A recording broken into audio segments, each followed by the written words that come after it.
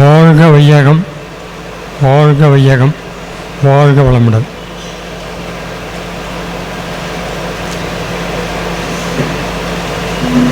மலர்கொடி அம்மாவுடைய 2வது ஆண்டு நினைவு நாள் விழாவிற்கு வந்திருக்கின்ற உங்கள் அனைவரையும் வருக வருக என்று வரவேற்கின்றேன்.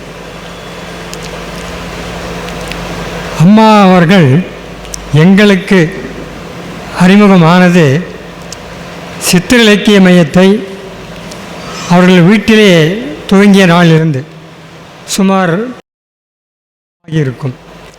முன்னால் அரங்கராமலிங்க ஐயா 12 வருஷம் ஒரு ஸ்கூலில் நடத்திட்டு இருந்தார். அங்கே ஒரு சிறிய தடை ஏற்பட்டது. சித்திர இலக்கிய மையத்தை நிறுத்திடலாம் நிகழ்ச்சியை அப்படின்னு சொல்லிட்டு அவர் முடிவு பண்ணார். நானும் ஜெயராம ஐயாவும் இது மக்களுக்கு பயன்படுது, இதை நிறுத்த வேண்டாங்க, உங்களுக்கு இடம் தானே வேணும், நாங்கள் எங்கேயோ அரேஞ்ச் பண்ணி தரோம் அப்படின்போது தான் ஜெயராம ஐயா எங்கள் வீட்டு மாடியில் இருக்குங்க, ஏசி ஹாலியாக இருக்கு, நீங்கள் நடத்திங்கன்னு சொன்னார்.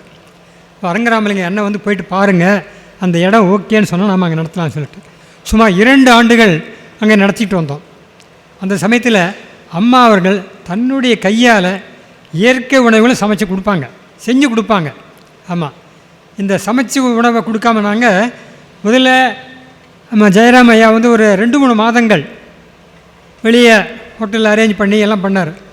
அது ஒவ்வொரு மாதமும் 10,000 20,000 ஆகும். சித்தர்கள் ஏழைகள் தானே, இவ்வளோ செலவு பண்ண முடியாது. அதனால் இயற்கை உணவுக்கு வந்தோம். இயற்கை உணவுக்கு வரும்பொழுது ஒரு 3000 எங்களால் முடிக்க முடிஞ்சது. அந்த 3000 முடிக்கிறதுக்கு அம்மாவும் அவங்களுடைய மருமகளும் மிகவும் துணையாக இருந்தாங்க. எப்பொழுது வந்தாலும் இன்முகத்தோடு வரவேற்கக்கூடியவர்கள். ஐயா சதானந்தம் ஐயா சொன்னது போல் ஜெயராமன் ஐயா என்ன தொண்டு செஞ்சிட்டு இருந்தாரோ அதுக்கு ஈடு இணையாக இந்த இரட்டு மாட்டு வண்டியில் பூட்டப்பட்ட மாடுகள் போல இணையாக செயல்பட்டவர் அம்மையார் அவர்கள். அவருடைய பணி மிகவும் சிறந்தது.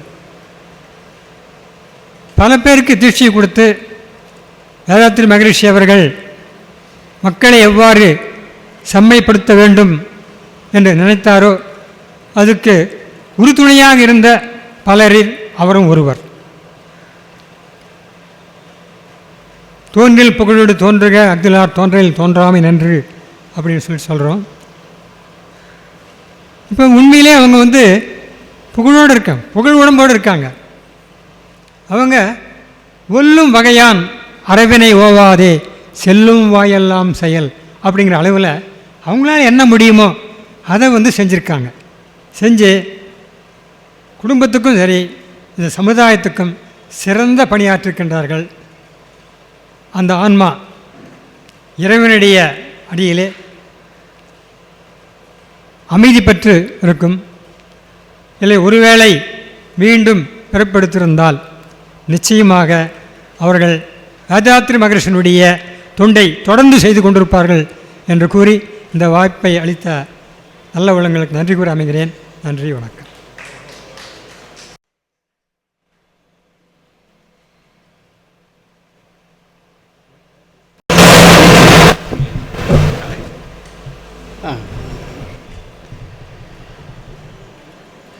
வள்ளுவ பெருந்தகை ஒரு திருக்குறள் சொல்கிறார், வையத்துள் வாழ்வாங்கு வாழ்வோன் வானுரையும் தெய்வத்துள் வைக்கப்படும் என்று சொல்லி.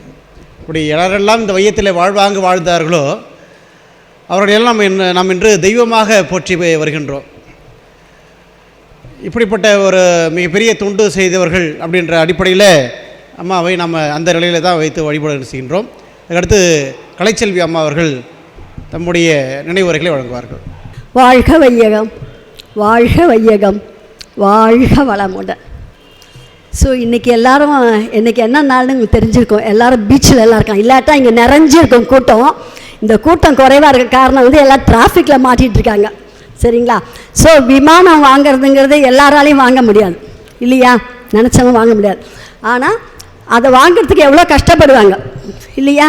அதே மாதிரி மலர்கொடி அம்மாவும் ஐயாவும் சேர்ந்து ஒரு விமானத்தை வாங்கணும்னு பிளான் பண்ணி அழகாக ஒரு மன்றத்தை ஆரம்பித்தாங்க. அதான் விமானம். ஏன்னா எல்லோரும் நம்மளால் மன்றத்தை ஆரம்பிக்க முடியாதுல்ல. ஸோ அந்த மன்றத்தை ஆரம்பித்தாங்க. அந்த மன்றத்தை ஆரம்பித்து அதுக்கு அழகாக பைலட்டாக 2 பேரும் நல்லா ஓட்டிகிட்டு இருந்தாங்க இல்லைங்களா?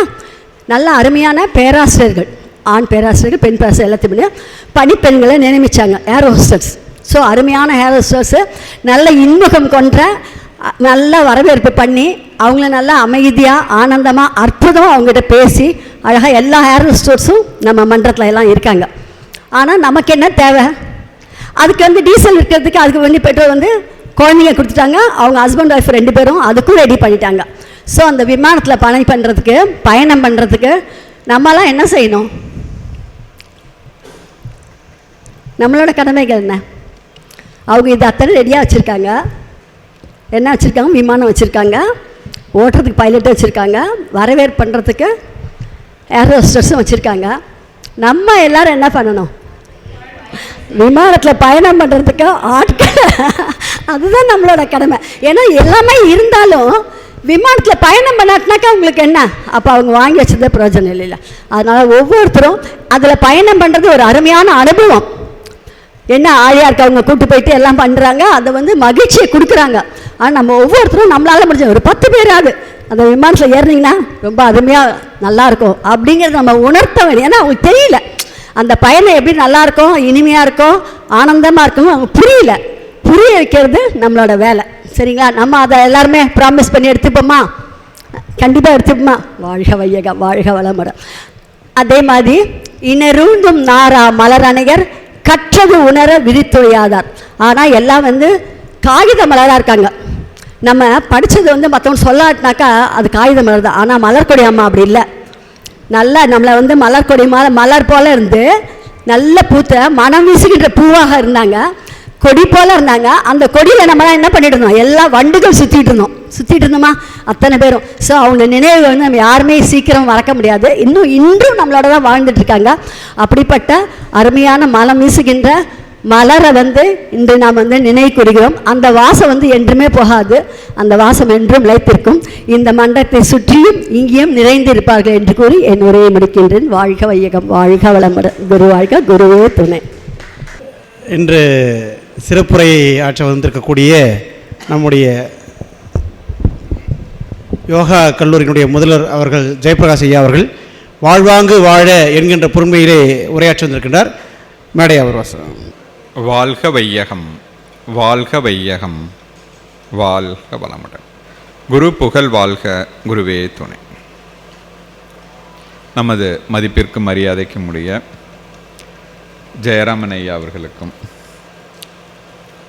ஞான ரவிச்சந்திரன் ஐயா அவர்களுக்கும் வரவேற்பு ஆற்றிய சதானந்தன் ஐயா அவர்கள், ஏழுமலை ஐயா, நாகராஜன் ஐயா, கலைச்செல்வி மற்றும் குமரேசன் ஐயா, சித்தர் இலக்கிய மன்றம் மற்றும் மனவளக்கலை மன்ற உறுப்பினர்கள் விஜயா வந்திருக்காங்க. உங்கள் அனைவருக்கும் எனது பணிவான வணக்கங்கள் மற்றும் மாலை நேர வாழ்த்துக்களை தெரிவித்துக் கொள்கின்றேன்.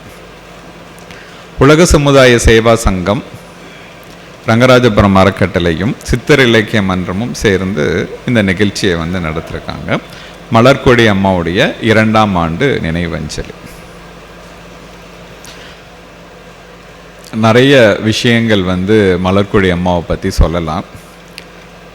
நான் ரங்கராஜபுர அறக்கட்டளையில் வந்து 2008 18 வரைக்கும் கிட்டத்தட்ட ஒரு 10 ஆண்டுகள் அவங்க ஏன்னா நான் இங்கே இருக்க வரைக்கும் தீநகரில் இருக்க வரைக்கும் அவங்களோட ஐயாவும் அம்மாவையும் வந்து சந்திப்பேன்.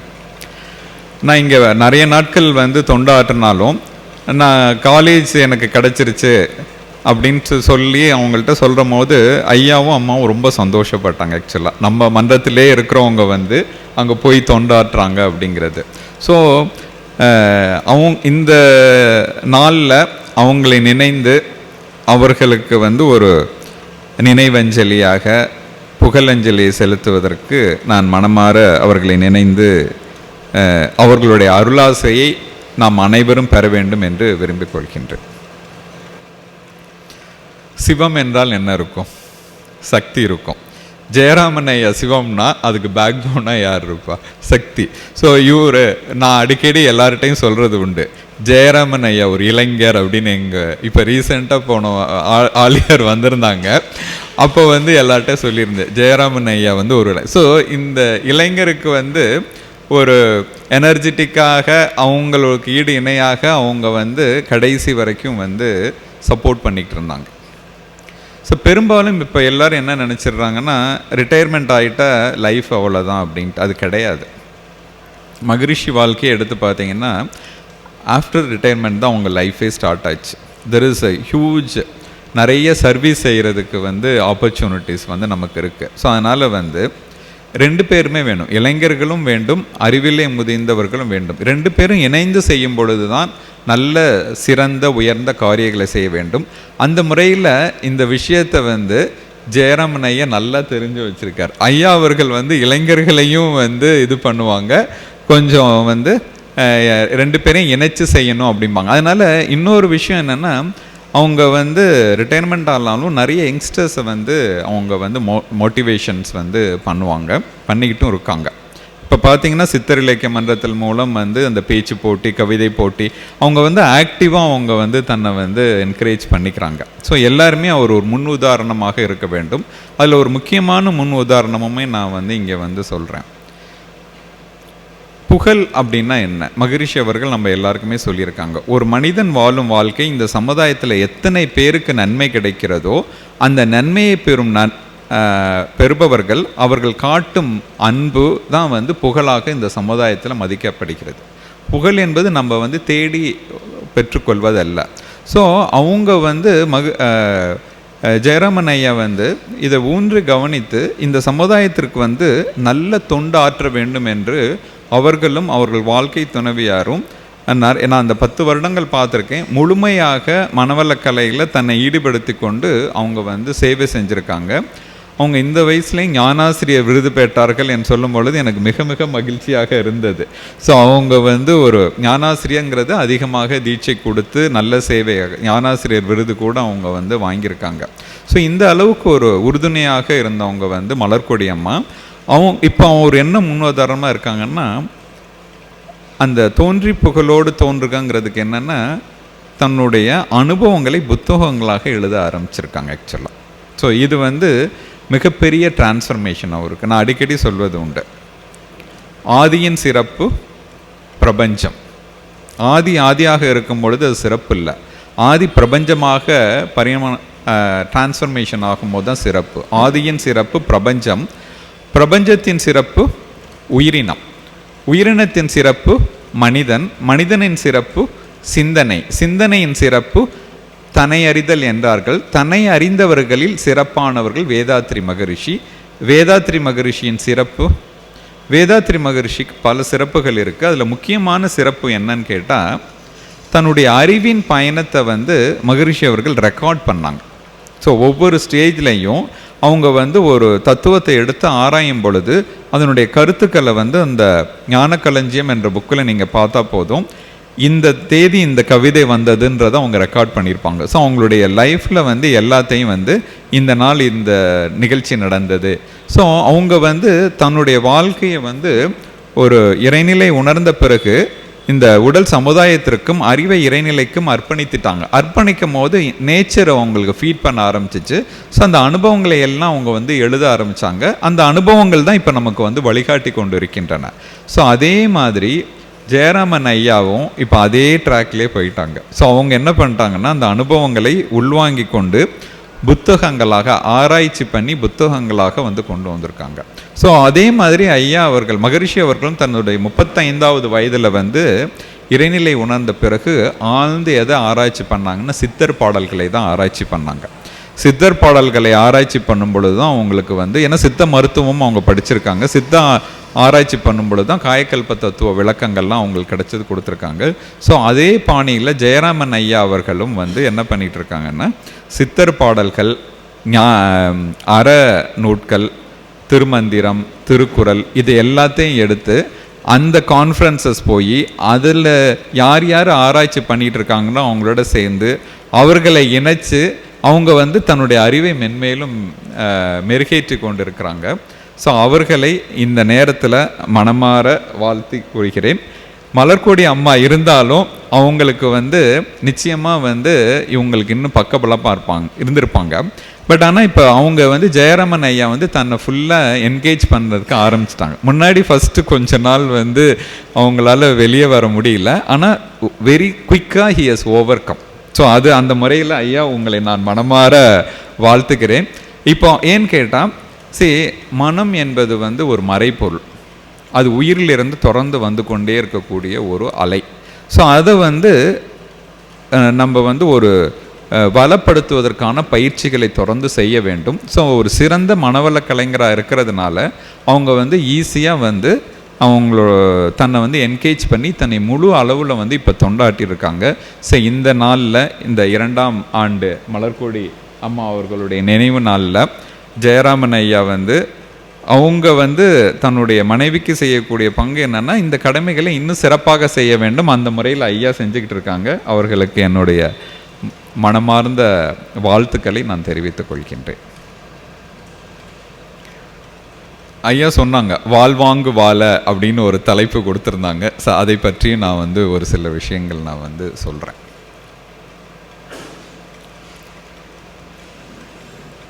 வாழ்வாங்கு வாழ்வதற்கு என்ன பண்ண வேண்டும்? வாழ்க்கை அப்படின்னா என்ன? வாழ்வாங்கு வாழன்னா சிறப்பாக வாழ்வது, நன்றாக வாழ்வது அப்படிங்கிறதுக்காக. ஸோ வாழ்க்கை என்பது என்னன்னு கேட்டால், பிறப்புக்கும் இறப்புக்கும் நடைபெறக்கூடிய ஒரு நிகழ்ச்சி தான் அது. பறக்கிறோம், வாழ்ந்து கொண்டு இருக்கிறோம், எல்லாரும் ஒரு நாள் வந்து இந்த சமுதாயத்துக்கு பாய் காட்டிட்டு போயிட்டு, இது வந்து ஒரு நிகழ்வு தான். இது யாருமே வந்து மகரிஷி அடிக்கடி சொல்லுவாங்க, எல்லாருக்கும் வந்து இது ஒரு பயணம்தான். வந்த தேதி தெரியும், ரிட்டர்ன் தேதி இருக்குது, ஆனால் அதில் எப்போ என்ன எழுதியிருக்குன்னு தெரியாதுன்னு அடிக்கடி சொல்லுவாங்க. ஸோ அதனால் இது ஒரு பயணம்தான். ஸோ இந்த பயணத்தில் வந்து நன்றாக வாழ்வதற்குரிய நம்மளுடைய விஷயங்களை தெரிந்து கொண்டு நன்றாக வாழ வேண்டும், அந்த அறிவார்ந்தவர்களோடு தொடர்பு கொண்டு வாழ வேண்டும் அப்படிங்கிறது. ஸோ அதுக்கு வந்து திருக்குறள்லேயே எல்லா விஷயமே கொடுத்துருக்காங்க. மிக சிறந்த ஒரு நூல் வந்து திருக்குறள். பட் ஆனால் நம்மளால் படித்து புரிஞ்சுக்கிறதுக்கு ஒரு குறிப்பிட்ட அறிவு வேணும், காலகட்டமும் வேணும். ஸோ அதில் வந்து ஒரு சொல்கிறாங்க, உள்ளத்தனைய மலர் நீட்ட மாந்தர்த்தம் வெள்ளத்தனைய அறிவு. அதாவது வந்து எந்த அளவுக்கு ஆராய்ந்து நீங்கள் போகிறீங்களோ, எப்படி நீர் தோண்ட தான் வந்து உங்களுக்கு நீர் கிடைக்கும். அதே மாதிரி ஆழ்ந்து ஒரு சப்ஜெக்டுக்கு போகும்போது தான் அதை பற்றி உங்களுக்கு விளக்கம் கிடைக்கும் அப்படிங்கிறாங்க. ஸோ அந்த இடத்துல உள்ளம்ன்ற வேர்டு அடிக்கடி அவங்க வந்து வள்ளுவர் வந்து யூஸ் பண்ணியிருப்பார். அப்போ அந்த உள்ளம்னா என்னங்கிறதுக்கு மகரிஷி அவர்கள் விஞ்ஞானபூர்வமாக விளக்கம் சொல்லியிருக்காங்க. உள்ளம் என்றால் கருமையம். கருமையம் அப்படின்னா ஒரு மனிதனை எடுத்துக்கொண்டா மேலேருந்து கீழே, left to right, there is a centre point in the body. மூலாதாரத்துக்கு முதுகுத்தண்டுக்கு அடியில் இருக்கக்கூடிய ஒரு மையம். இட் இஸ் இன்னும் சொல்லப்போனால் geometric centre of the body. எல்லாத்துக்குமே ஒரு மையம் இருக்கும். உடலில் இருக்கக்கூடிய ஒரு மையம் தான் கருமையம். ஸோ இந்த மையம் வந்து 3 மையங்கள் இணைந்தது. உயிரின் மையம், வித்தின் மையம், காந்தத்தின் மையம். ஸோ அந்த மையம் இருக்கு பாருங்க, நான் பேசுகிறேன், நீங்கள் கேட்குறீங்க, இல்லை பார்க்குறீங்க, சுவைக்கிறீங்க.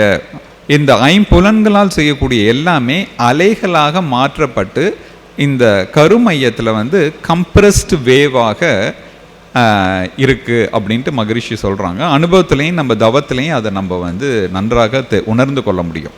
ஸோ எல்லாமே வந்து அந்த கருமையத்தில் வந்து அதில் வந்து பார்த்திங்கன்னா கண்ணுக்கு தெரியாத மறைப்பொருள் தான். கருமையங்கிறது வந்து லாஜிக்கல் சென்டர் தான், கண்ணுக்கு தெரியும். ஆனால் இப்போ எல்லாமே எங்கே போகுதுன்னா ஐம்புலன்கள் முன்னாடி கருமையத்தில் தான் போகுது, மறுபடியும் கருமையத்தில் இருந்தால் வெளியே வருகிறது.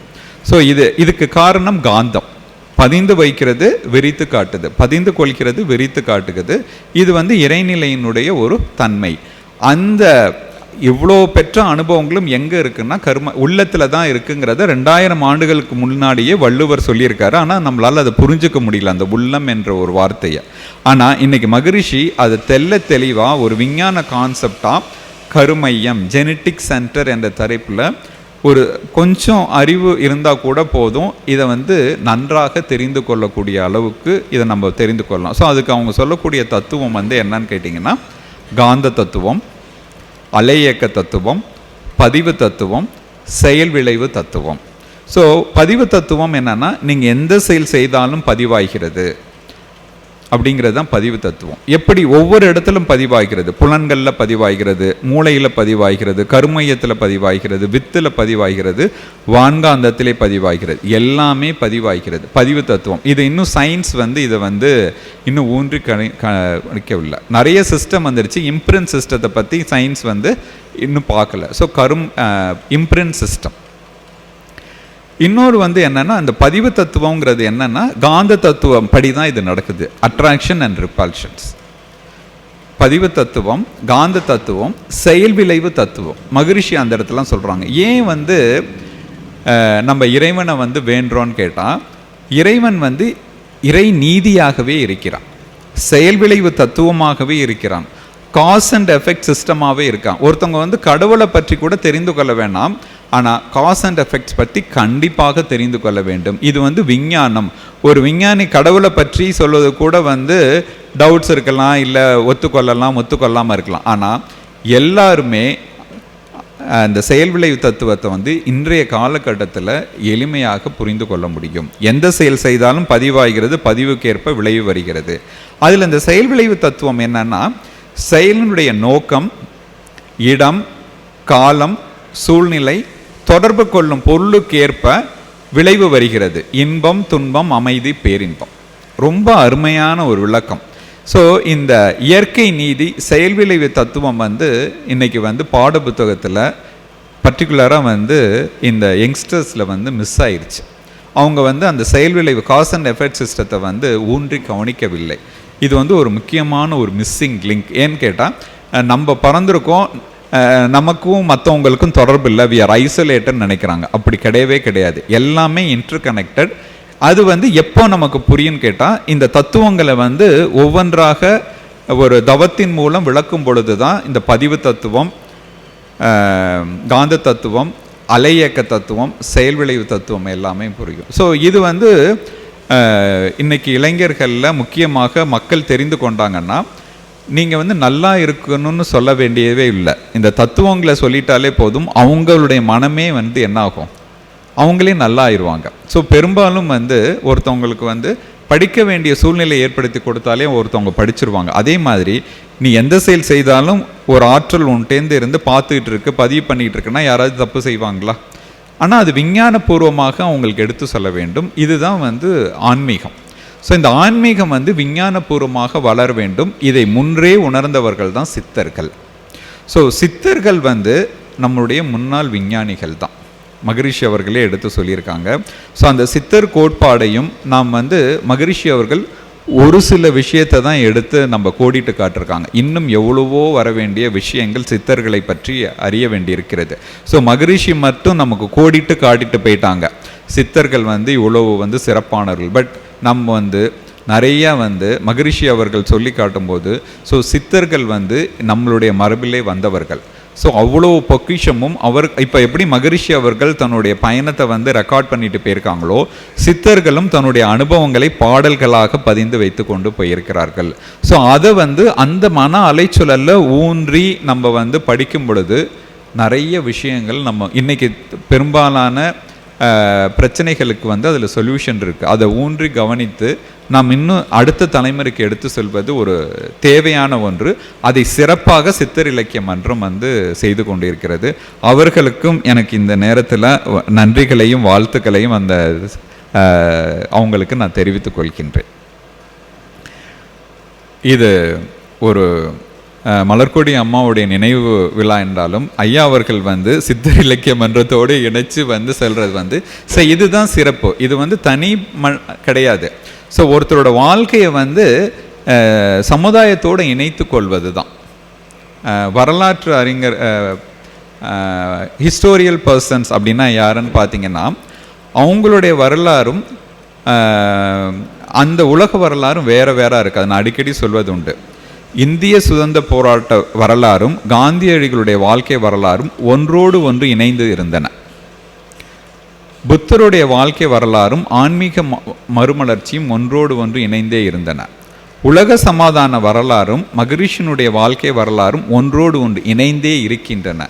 வரலாறும் வரலாற்று நாயர்களின் வாழ்க்கை வரலாறும் ஒன்றோடு ஒன்று இணைப்பது தான் பேரறிவோ அப்படின்னு சொல்லிட்டு. ஸோ பேரறிவும் அப்படிங்கிறது என்னன்னு கேட்டிங்கன்னா, இறைநிலையுடைய ஒரு தன்மை பேரறிவுனா, இப்போ ஒரு எல்லாருமே இருக்காங்க, ஒருத்தர் மட்டும் இயற்கை தேர்ந்தெடுத்து அவர்கள் மூலம் இந்த சமுதாயத்திற்கு பல விஷயங்களை சொல்லி வருகிறது. அப்போ அவர்களை தயார்படுத்துவதற்கு இயற்கை அவங்களுக்கு பல அனுபவங்களை கொடுத்து கொள்கிறது. அதில் தான் ஒருத்தர் ஒரு அவர்கள் மூலம் இந்த சமுதாயத்திற்கு சில செய்திகள் வருகிறது. காந்தியடிகளினுடைய வாழ்க்கை வரலாறு பார்த்திங்கன்னா, இந்திய சுதந்திர போராட்ட வரலாறும் காந்தியடிகளுடைய வாழ்க்கை வரலாறும் ஒன்றோடு ஒன்று இணைந்தே இருக்கின்ற, வேறு வேறு நீங்கள் சொல்லவே முடியாது. ஹி இஸ் ஃபுல்லி டெடிக்கேட்டட் அந்த லைஃப் ஹிஸ்ட்ரி. அதே மாதிரி புத்தருடைய வாழ்க்கை வரலாறு, அதே மாதிரி காந்தியடிகள் மகரிஷினுடைய வாழ்க்கை வரலாறு நீங்கள் கூர்ந்து பார்த்தீங்கன்னா, உலக சமாதான வரலாறோடு தன்னுடைய வாழ்க்கை வரலாறு இணைச்சி வச்சுருக்காங்க. அதே மாதிரி நம்ம ஜெயராமன் ஐயா சித்தர்களுடைய தத்துவங்களையும் அதை நன்றாக இளைஞர்களுக்கு ஒரு ஊக்கம் கொடுக்க வேண்டியதும் தன்னுடைய வாழ்க்கை வரலாக வச்சுருக்காங்க. அவர்களுக்கும் நான் இந்த நேரத்தில் மனமார்ந்த நன்றிகளையும் வாழ்த்துக்களையும் தெரிவித்துக் கொள்கின்றேன். ஸோ இந்த முறையில் இந்த நல்ல நாளில் உங்கள் அனைவரையும் சந்திப்பதில் மிக்க பெருமகிழ்ச்சி கொள்கிறேன். யோகா மட்டும் பார்த்துட்டு ஒரு விஷயம் சொல்லிக்கிறேன் நான். ஏன்னா இன்றைக்கி யோகாங்கிறத பற்றி நிறைய மிஸ்கன்செப்ஷன் இருக்குது. இந்த யோகா சிறந்தது, அந்த யோகா சிறந்தது அப்படின்லாம். ஸோ ஒவ்வொரு பல யோகங்கள் இருந்தாலும் எல்லா யோகங்களுக்கும் அடிப்படை எதுன்னு கேட்டிங்கன்னா அஷ்டாங்க யோகம்தான். ஸோ அஷ்டாங்க யோகம்னா நீங்கள் கேட்டிருப்பீங்க, இயமம் ஆசனம் பிராணாயாமம் பிரத்யாகார தாரணா தியான சமாதி 8 அங்கங்கள் கொண்டதான். ஒரு யோகா ஆஸ்பிரண்ட் ஒரு யோகா ஃபீல்டுக்குள்ளார வராங்க அப்படின்னா இவன் என்னென்ன ஸ்டேஜஸை கடந்து வரணுங்கிறத அஷ்டாங்க யோகத்தில் பதஞ்சலியும் சரி திருமூலரும் சரி ஒரே காலகட்டத்தில் அவங்க அஷ்டாங்க யோகத்தில் வடிவமைச்சு கொடுத்துருக்காங்க. ஸோ இதில் என்னென்னா, இதுவரைக்கும் யோக முறைகளாக இருக்கட்டும், இனி வரக்கூடிய யோக முறையாக இருக்கட்டும், எல்லாத்துக்குமே இதுதான் ஃப்ரேம் ஒர்க். ஸோ இப்போ தனியாக ஒரு யோகா வந்துருச்சுன்னு சொல்லவே முடியாது. இதுக்குள்ளார தான் என்ன யோகா இருந்தாலும் வரும். அந்த ஒரு காரணத்துக்காகவே பதஞ்சலிக்கு ஃபாதர் ஆஃப் யோகாங்கிறத நம்ம டைரெக்டாகவே கொடுக்கலாம். அதை பற்றி ஒரு சின்ன கருத்தோடு நான் நிறைவு செல்கிறேன். இப்போ மனவளக்கலை யோகாவும் பதஞ்சலி யோகாவிலிருந்து தான் வந்திருக்கு. முதல்ல யமம் நியமம் ஆசனம் பிராணாயாமம் இது பகிரங்க யோகா, வெளிப்படையாக சொல்லக்கூடியது. பின்னாடி சொல்லக்கூடிய பிரத்யேகார தாரண தியானம் சமாதிங்கிறது அந்தர் யோகா, உள்முகமாக செய்யக்கூடியது. அந்த இதுக்கு தான் மகரிஷி அவர்கள் எளிய முறை குண்டலினி யோகம் அதுக்கு ஒரு பயிற்சியாக கொடுத்துருக்காங்க. மகரிஷியை அதை விளக்கியிருக்காங்க. ஸோ மனவளக்கலை என்பதே நம்ம அஷ்டாங்க யோகத்திலிருந்து ஒரு டிரைவ் பண்ணது தான். அது கான்செப்டாக இருக்குது, மகரிஷி அவர்கள் பயிற்சி முறைகளாக கொடுத்துருக்காங்க. ஸோ எந்த யோகமாக இருந்தாலும் அதுக்கு ஒரு நோக்கம் இருக்குது, ஒரு பவுண்டரி இருக்குது, அட்வான்டேஜஸ் டிஸ்அட்வான்டேஜஸ் இருக்குது. அதை ஒரு சின்ன பாடல் மூலம் போகலாம். யோகா என்றால் அஷ்டாங்க யோகா, புரிந்து கொள்ள பிரித்து கொள்வோம் சில வகை. நம்பிக்கை மார்க்கமே பக்தி யோகா, தன் நம்பிக்கை மார்க்கமே ஞான யோகா. செயல்திறன் உயர்த்த கர்ம யோகா, உயிர்த்திறன் உணர்த்த குண்டலினி யோகா. உடல் திறன் சிறக்க ஹடயோகா, பொறிப்புல நடக்க ராஜயோகா. தன் திறன் சிறக்க தந்திர யோகா, தந்திர வகையே காயகல்ப யோகா. மனத்திறன் உயர்த்த மந்திர யோகா, மனவளம் பெருக்கும் மனவள கலை யோகா. ஆகா யோகா ஆனந்தம் யோகா, உணர்ந்து செய்தால் சோகங்கள் சுவாகா. சொல்லலாமா?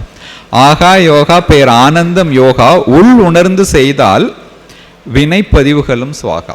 அதாவது நீங்கள் யோகாவை நல்லா செஞ்சுக்கிட்டிங்கன்னா இந்த யோகா அந்த யோகா இல்லை, எந்த யோகமாக இருக்கட்டும், பக்தி யோகமாக இருக்கட்டும், ஞான யோகாவாக இருக்கட்டும், குண்டலினி யோகாவாக இருக்கட்டும், எந்த யோகாவாக இருந்தாலும் நன்றாக உணர்ந்து ஆழ்ந்து செஞ்சிங்கனாலே அந்த மனம் ஒன்றி, இந்த மைண்ட்ஃபுல்னஸ்ன்னு சொல்கிறாங்களே, மனம் ஒன்றி நீங்கள் செய்யும் பொழுது அதனுடைய பலன்கள் எல்லாமே உங்களுக்கு கிடைக்கும். ஸோ அந்த முறையில் எல்லாருமே அந்த யோக நிலையில் பெற்று வளமோடும் நலமோடும் வாழும். அதற்கு பல பேர் உருவாக்க காரணமாக இருந்த மலர்கொடி அம்மா அவர்களை இந்த நாளில் நினைத்து கொண்டு ஜெயராமன் ஐயா அவர்களுக்கும் மேடையில் வீட்டிற்கு அனைவருக்கும் எனது நன்றிகளையும் வாழ்த்துக்களையும் தெரிவித்துக் கொள்கிறேன். நன்றி, வாழ்க வளமுடன். நன்றி ஐயா.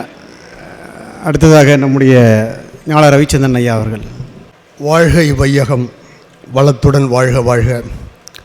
வாழ்க இம்மாநிலம் ஆழ்ந்துணர்ந்து அமைதியாக. உள்ளத்தின் உள்ளொளியை ஏற்றி வைத்து உடல் உயிர் மனவளம் ஓங்க வைத்து வெள்ளத்தின் நீரினை போல் வாழ்வின் கரையெல்லாம் போக்கி தெல்ல தெளிவாக்கிய குரு தத்துவஞானி வேதாத்ரி மாமுனி அவர்களின் புகழ் ஓங்குக. வாழ்க வளமுடன். அனைவருக்கும் வணக்கம்.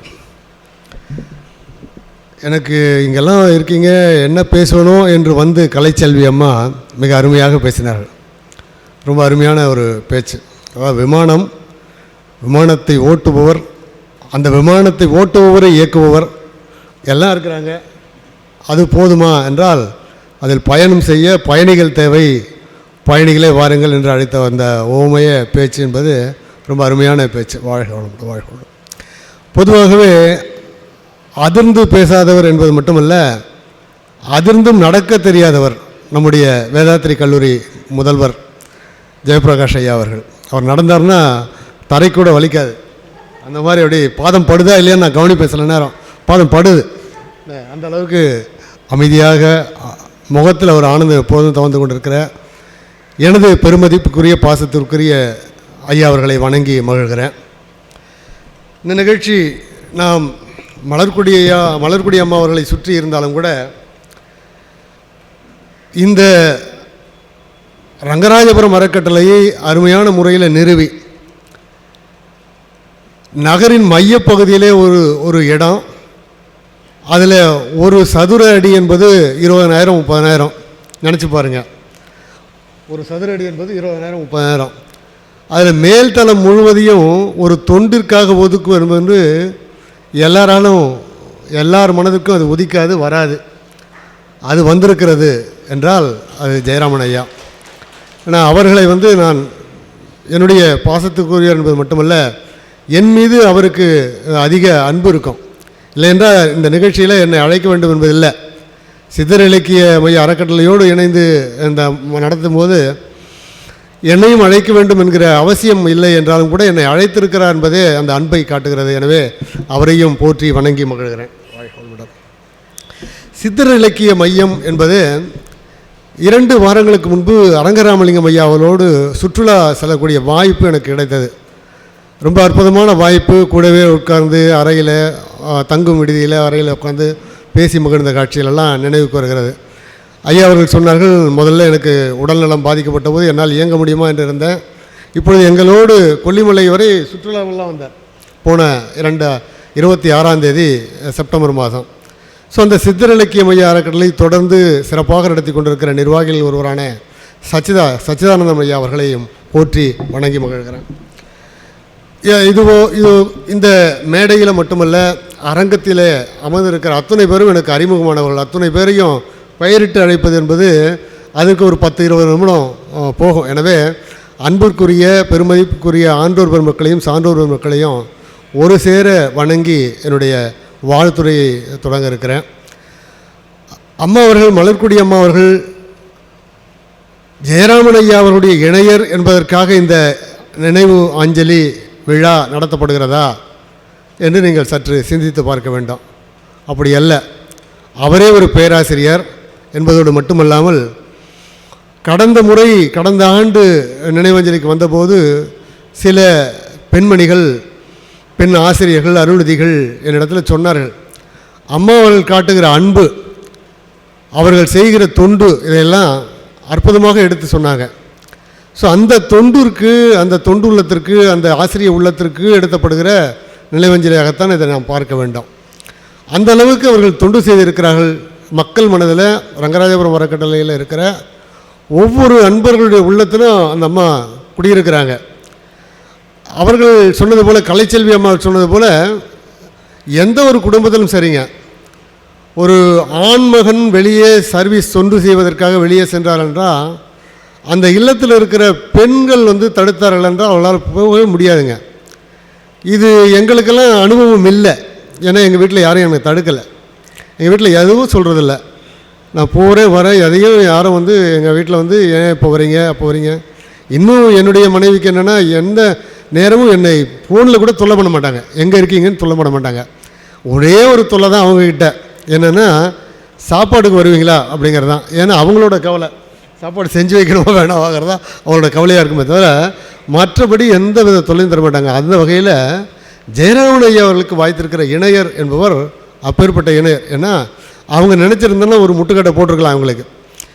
என்ன கீழெல்லாம் வாடகை விட்டுருக்கோம், மேலே ஒரு ஆள் கட்டி விட்டால், அதுவும் மெயின் ரோடு, ரங்கராயபுரம் மெயின் ரோட்டில் மேலே ஒரு பார்ட்டி ஆள் கட்டினா போதும், ஒரு நிகழ்ச்சிக்கு 20,000 30,000 சம்பாதிச்சிடலாம்.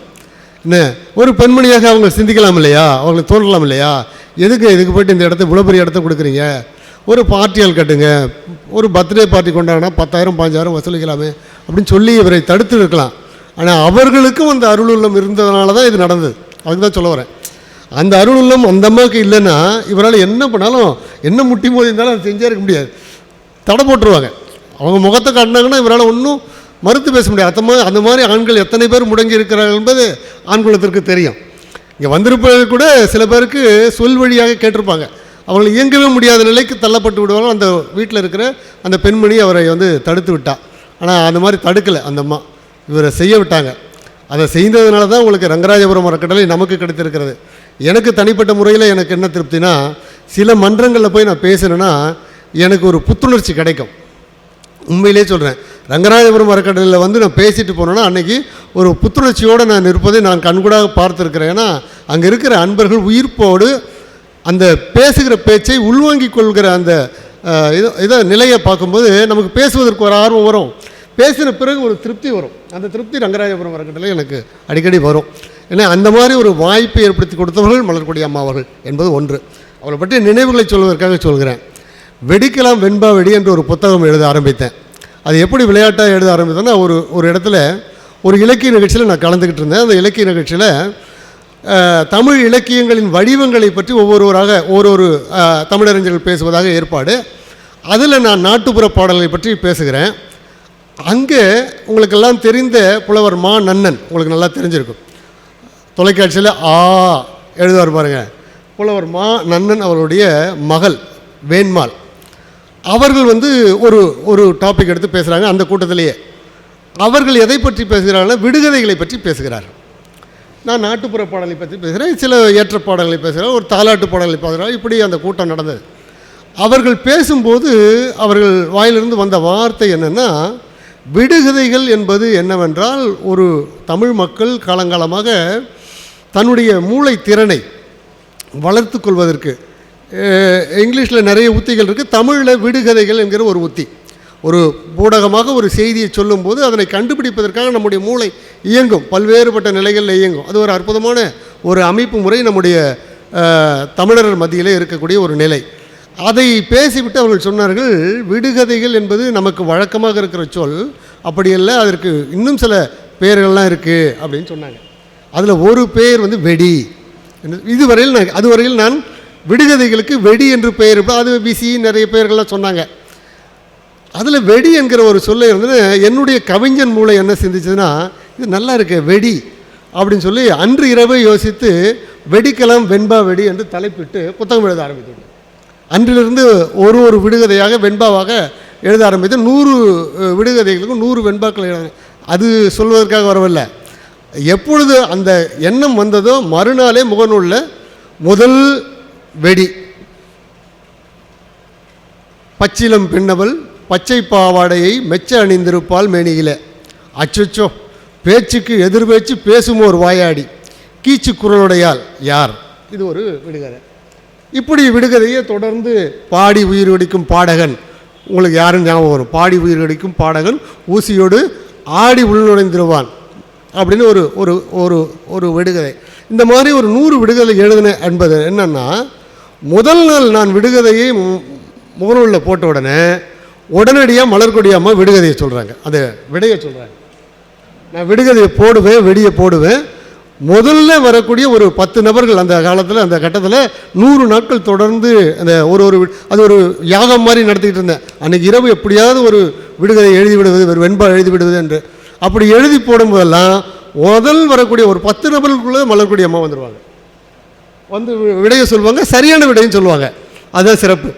அப்போது எனக்கு என்னாச்சு, அந்த 100 விடுகதைகளும் ஒன்று சேர்த்து புத்தகமாக வெளியிட வேண்டும் என்று ஒரு எண்ணம் வந்தது.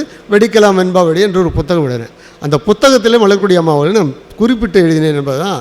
அது என்னன்னா மகிழ்ச்சியான விஷயந்தான் அது. அவளுடைய அந்த பெயரை மலர்கொடி அம்மா அவர்கள் இந்த முகநூலில் எழுதும்போது தொடர்ந்து சரியான விடையை தந்து கொண்டிருந்தார்கள் என்று எழுதி பதிவு செய்தது ஒரு மகிழ்ச்சியான செய்தி இது. ஆனால் அந்த புத்தகத்தை எடுத்து வந்து அவரிடத்துல உங்கள் பெயரை இதில் போட்டிருக்கிறேன் பாருங்கள் என்று ஆர்வத்தோடு சொல்வதற்காக அவர் வீட்டுக்கு வந்தபோது அவருடைய உடல்நிலை நலிந்து போயிருந்தார். அதுதான் எனக்கு சோகம். அந்த மாதிரி உணர்ச்சி பூர்வமாக சொல்கிறேன், அம்மா உங்கள் பேர் போட்டிருக்கேன் பாருமான்னா அந்த பேரை ரசிக்கிற அளவுக்கு கூட அவங்களுடைய உடல்நிலை இல்லை எனும்போது எனக்கு உண்மையிலேயே கண்ணீர் சிந்துகிற நிலை. கண்ணீர் சிந்தலை, ஆனாலும் ஒரு கசிந்து உருகிவிட்டேன். அடடா, நம்ம மகிழ்ச்சியாக சொல்கிறோம், அம்மா பாருங்கம்மா புத்தகத்தில் எண்ணுரையில் உங்களுடைய பெயரை நான் குறிப்பிட்டிருக்கிறேன் என்று காட்டும்போது அவர்களுக்கு அந்த உடல்நிலை சரிந்த நிலையில் இருந்தபோது தான் நான் அவர்களை அந்த புத்தகத்தை காமித்தேன். எந்த நினைவுரையில் நான் அதை சொல்வதற்கு காரணம், அந்த அளவிற்கு தொண்டுள்ளம், ஆசிரிய பணி என்பதோட இலக்கியத்திலும் ஆர்வம் இருந்திருக்கிறது அம்மா அவர்களுக்கு என்பதை குறிப்பிடுவதற்காக தான் எனக்கு சொன்னேன். இறுதியாக நிறைவாக ஒரு செய்தியை மட்டும் சொல்லிக்கொள்கிறேன். அருள் தந்தை அவர்களை பற்றி நாம் சொல்கிறோம், பெருமைப்படுகிறோம். இன்றைக்கு நிறுவனங்களை எல்லாம் எவ்வளவோ நிறுவனங்கள், சச்சிதானந்தன் அவர்கள் பேசும்போது சொன்னார், உங்களுக்கு எவ்வளவோ சங்கங்கள் எவ்வளவோ வந்திருக்கு, ஆனால் ஒரு நபர் ஆரம்பிக்கிறார், அந்த நபர் போன உடனே அந்த சங்கம் சரிய ஆரம்பிக்கிறது அல்லது அவர் ஏற்படுத்திய அந்த கொள்கையிலிருந்து மாறுபட்டு இயங்க ஆரம்பித்து விடுகிறது என்பது நாம் கண்கூட பார்த்து கொண்டிருக்கிற ஒரு செய்தி. ஆனால் அருள் தந்தை அவர்கள் இதெல்லாம் ஒரு ஞானி, மிகச்சிறந்த ஞானி, மிகச்சிறந்த சிந்தனையாளர், சிந்தனையாளர்களில் சிந்தனையாளர் சிறந்தவர் என்பதனால அவர் எல்லாத்தையும் முன்கூட்டியே திட்டமிட்டு விட்டார். நாம் ஒரு குரு பரம்பரையில் இந்த மன்றத்தை அமைத்தால், சங்கத்தை அமைத்தால் நமக்கு மேற்பட்டு எடுத்துவர்கள் சரியாக வராது என்பதனால அவர் என்ன நினைத்தார்னா, நான் ஆசிரியர் அல்ல, நீங்கள் எல்லோரும் ஆசிரியர் என்பதனால ஜெயபிரகாஷ் ஐயா போன்றவர்களெல்லாம் உருவாக்கி விட்டு போய்விட்டார். இப்போ என்னாச்சுங்க, அவர் வடிவில் ஜெயபிரகாஷ் ஐயா இங்கே இருக்கிறார். அவர் என்ன சொல்லி கொண்டிருந்தாரோ அல்லது என்ன சொல்வதை தொடர வேண்டும் என்று நினைத்தாரோ அதையெல்லாம் ஜெயபிரகாஷ் ஐயா மூலமாக சொல்லிக் கொடுத்தார். ஜெயபிரகாஷ் ஐயா மூலம் மட்டுமல்ல, உலகெங்கிலும், தமிழகம் எங்கிலும், உலகமெங்கிலும் ஆயிரக்கணக்கான ஆசிரியர்கள் உருவாக்கி விட்டிருக்கிற அற்புதமான சிந்தனை அப்போதே அவர் ஏற்படுத்தி விட்டார். இதுதான் நிலைக்கும் நம்முடைய கொள்கை. நம்முடைய வேதாத்திரியமானது தொடர்ந்து எடுத்து செல்லப்பட வேண்டும் என்று சொன்னால் வெறுமன சீடர்களை உருவாக்கக்கூடாது, ஆசிரியர்கள் உருவாக்க வேண்டும் என்று நினைத்தார். நினைத்ததன் பலன் அது ஒன்று. இது கொள்கை அடிப்படை வேதாத்திரிய தத்துவத்தை அவர் தொடர்ந்து இன்னும் பல நூற்றாண்டுகளுக்கு எடுத்து செல்ல வேண்டும் என்று அருள் தந்தையவர்கள் முன்கூட்டியே திட்டமிட்டு செய்த ஒரு செயல். இன்னொரு செயல் என்னன்னு கேட்டிங்கன்னா, எல்லா சங்கங்களும் என்ன செய்கிறது தவறுனா, சொத்தும் அதிகாரமும் ஒரு இடத்துல குவிகிற மாதிரி ஏற்பாடு செஞ்சுருக்கிற சங்கங்கள். நீங்கள் எல்லா சங்கங்களும் பார்த்தீங்கன்னா சொத்தும் அதிகாரமும் ஒரு இடத்துல குவிந்திருக்கும். எப்பொழுதெல்லாம் சொத்தும் அதிகாரமும் ஒரு இடத்துல குவியுதோ அங்கெல்லாம் ஆணவமும் திமிரும் தானாக வந்து சேர்ந்துடும். அது இயல்பாக வந்துடும் மனுஷனுக்கு. எனக்கு ஏகப்பட்ட அதிகாரம் கொடுத்துட்டு இருந்துச்சு, சர்வ வல்லமை படைத்தவனாகிவிட்டால் மனசு மாறுவதற்கான வாய்ப்பு எனக்கு இல்லைனா கூட எனக்கு அடுத்து வரக்கூடிய நிலையில் இருப்பவர்களுக்கு அது மாறிவிடக்கூடிய அபாயம் இருக்கிறது. இதையெல்லாம் கூட ஒரு மகரிஷி, ஒரு மகான், நம்முடைய வேதாத்திரி அவர்கள் முன்கூட்டியே தீர்மானம் பண்ணியிருக்காரு. அதுக்கு தான் உலக சமுதாய சேவா சங்கம் என்கிற ஒரு ஆலமரத்தை நிறுவிவிட்டு அதன் விழுதுகளாய் அறக்கட்டளைகளை உருவாக்க வேண்டும்.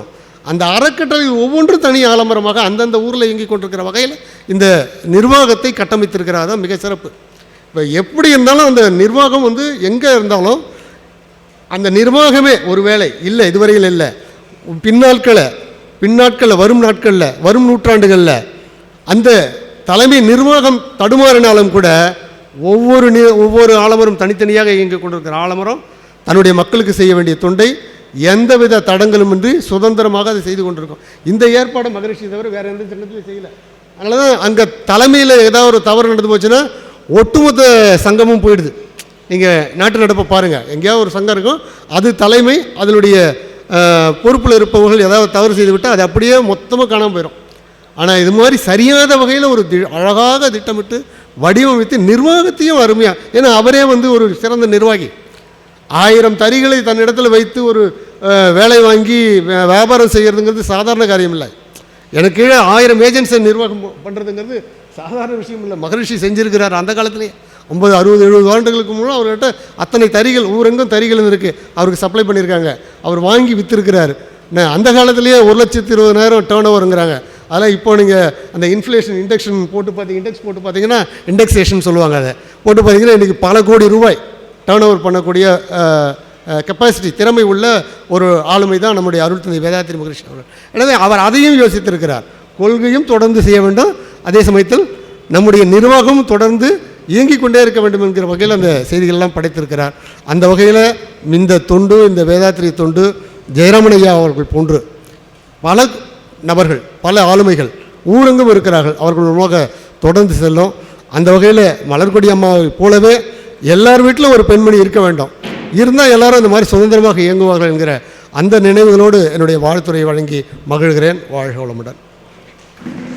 நன்றிங்க ஐயா.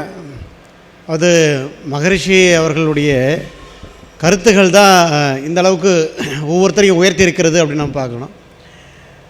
மகரிஷினுடைய தத்துவங்கள் அப்படின்னு சொல்லும்போது 14 தத்துவங்களை எல்லாருக்கும் தெரிஞ்சிருக்கும். அதை இங்கே நினைவுபடுத்த விரும்புகிறேன். 1 போரில்லா நல்லுலகம், 2வது பொருள்துறையில் சமநீதி, 3வது நேர்மையான நீதிமுறை, 4வது நில உலகுக்கோர் ஆட்சி, 5வது சீர் செய்த பண்பாடு, 6 சிந்தனையோர் வழிவாழ்வு, 7 சிறப்புணர்ந்த பெண் மதிப்பு. ஏன் இங்கே சொல்கிறேன் அப்படின்னா, இந்த 14ல் 1 சிறப்புணர்ந்த பெண் மதிப்பு,